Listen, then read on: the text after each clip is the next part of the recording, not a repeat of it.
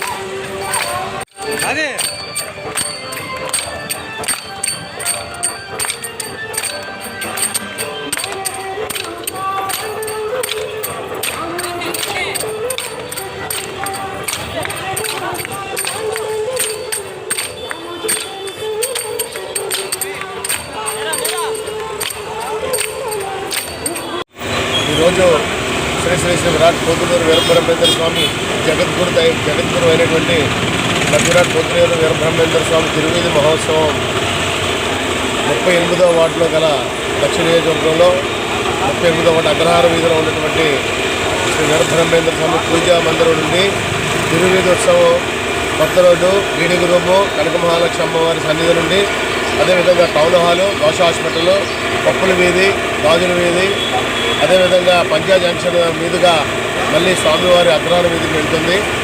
ఈరోజు స్వామివారులందరూ కూడా వీరబ్రహ్మేంద్ర స్వామి మాలాధారణ వేసుకున్నటువంటి స్వాములందరూ కలిపి వార్డులో ఉన్నటువంటి ప్రజలందరినీ కూడా ఈ తిరువీధి ఉత్సవంలో భాగస్వాములు చేస్తూ ఈ ఉత్సవం జరగడం జరిగింది. ఇది 416 సంవత్సరాలు శ్రీ స్వామివారి జయంతి మహోత్సవ సందర్భంగా వారు పుట్టి నేటికి 416 సంవత్సరములు అయింది. వారు కాలజ్ఞానం రచించి భూత భవిష్యత్తు వర్తమానాలు చూసినటువంటి మహానుభావుడు.